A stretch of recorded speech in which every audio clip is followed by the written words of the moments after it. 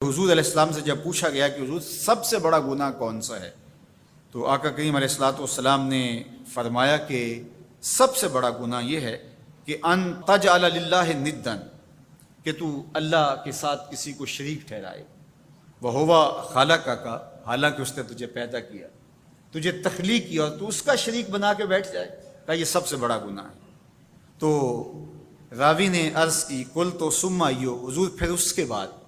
تو آقا کریم نے فرمایا ثم ان تقتل ولدک خشیۃ ان یطعم معک، تو بچے کو اس لیے قتل کر دے کہ یہ کس طرح میں اس کو پال سکوں گا، بچے کو ضائع کر دینا، اس کو قتل کر دینا۔ اللہ فرماتا ہے نحن نرزقکم وایاہم، ہم تمہیں بھی رزق دیتے ہیں، ان کو بھی دیں گے۔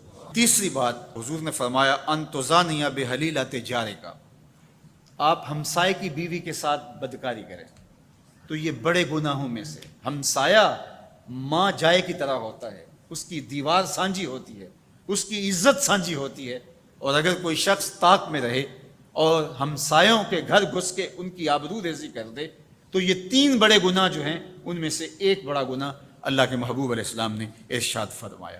حضرت عبداللہ ابن مسعود رضی اللہ تعالی عنہ سے یہ روایت مروی ہے کہ لا احد اغیر من اللہ عز وجل، اللہ سے زیادہ کوئی غیرت مند نہیں ہے، اللہ سب سے زیادہ غیرت مند ہے، اور اس کی غیرت کا تقاضا یہ ہے وَلِذَالِكَ حَرَّمَ الْفَوَاحِشَ مَا ظَهَرَ مِنْهَا وَمَا بَطَنَ، کہ اس نے بے حیائی کو چاہے وہ پوشیدہ طور پہ کی جائے یا اعلانیہ طور پہ کی جائے، اس کو پسند نہیں کیا، اور اس نے منع کر دیا، اور لوگوں کو روک دیا، حرام قرار دے دیا، اس لیے کہ وہ خود غیرت مند ہے۔ غیرت مند مالک غیرت کا سبق دیتا ہے اپنی مخلوق کو۔ اللہ تعالیٰ قرآن مجید میں ارشاد فرمایا وَلَا تَقْرَبُوا الْفَوَاحِشَ مَا ظَهَرَ مِنْهَا وَمَا بَطَنَ، فحش کام کے قریب نہ جانا، وہ اعلانیہ طور پہ کرو یا وہ مخفی طور پہ کرو۔ تو مفسرین نے لکھا کہ جو بدکاری ہے وہ مخفی فحش ہے، اور شراب نوشی یہ اعلانیہ فحش ہے۔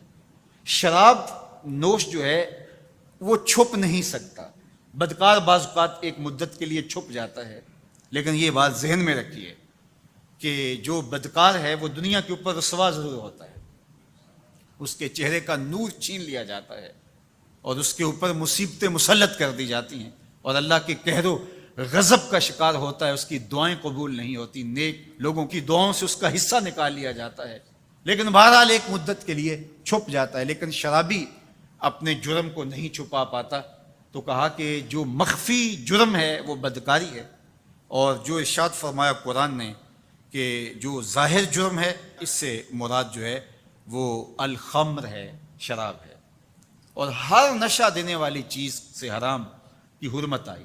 کل مسکر خمر وکل خمر حرام، فرمایا ہر نشہ آور چیز شراب ہے، اور ہر شراب حرام قرار دے دی گئی ہے۔ اب یہاں بھی لوگ دلیلیں لے کے بیٹھ جاتے ہیں، میاں وہ بھی ایک مشروب ہے، اس سے کیا فرق پڑتا ہے؟ میاں جب رب نے کہہ دیا تو بات ختم ہو گئی۔ ایک یہودی کے پاس ایک مسلمان مہمان ٹھہرا، تو اس نے انگور پیش کیے، تو اس نے بڑے شوق سے لیے، تو تھوڑی دیر کے بعد وہ شراب لے آیا۔ اس نے کہا استغفر اللہ، میں مسلمان ہوں، میں شراب نہیں لیتا۔ تو اس نے ہنس کے کہا یہ جو انگور آپ نے کھائے ہیں شراب اسی سے کشید ہوتی ہے۔ تو اس مسلمان نے کہا کہ آپ کی اہلیہ کدھر ہے؟ تو وہ اپنی اہلیہ کو بلا لایا، تو کہا آپ کی کوئی اولاد بھی ہے؟ کہا ہاں میری بیٹی ہے، اس کو بھی بلا لاؤ۔ تو اس کو بھی بلا لایا۔ جب دونوں آ کھڑی ہوئی تو کہا کہ یہ حلال ہے تیرے لیے، اور یہ بیٹی اسی کی ہے، اور یہ حلال نہیں ہے۔ تو جب اس یہودی نے یہ بات سنی فقال اشہد ان لا الہ الا اللہ وحدہ لا شریک لہ واشہد ان محمدا عبدہ ورسولہ۔ کہا اتنی خوبصورت دلیل، اتنی خوبصورت دلیل۔ کہا انگور سے شراب نکلی ہے تو شراب حرام کیوں، انگور حلال کیوں؟ تو کہا مجھے یہ بتاؤ کہ تمہاری بیوی تمہارے لیے حلال ہے، تمہاری بیٹی تمہارے لیے حرام کیوں؟ کہا بات سمجھ میں آ گئی۔ تو میرے رب نے، بعض کا تو اس کی حکمتیں ہمارے علم میں نہیں ہوتی، اور حکمت نہ جاننے کی وجہ سے ہم کہتے ہیں کہ یار یہ بات سمجھ میں نہیں آتی۔ یہی تو ہمیں بتایا گیا کہ جو سمجھ میں آئے اس کو بھی ماننا ہے، جو نہیں سمجھ میں آئے اس کو بھی ماننا ہے۔ ہم جنت کو مانتے ہیں نا، دیکھا ہے، یا رب کو مانتے ہیں، دیکھا ہے، وہ سمجھ میں آتا ہے، تو دل میں تو آتا ہے، سمجھ میں نہیں آتا۔ میں جان گیا بس تیری پہچان یہی ہے۔ ہم تو سب سے بڑی حقیقت کو بغیر دیکھے مانتے ہیں، بغیر سمجھے مانتے ہیں۔ ادراک فہم کی حدود سے ورا ہے، عقل و خرد کے دائروں سے ورا ہے، لیکن اس حقیقت کو ہم مانتے ہیں تو اس کے کہے ہوئے کو کیوں نہیں مانیں گے؟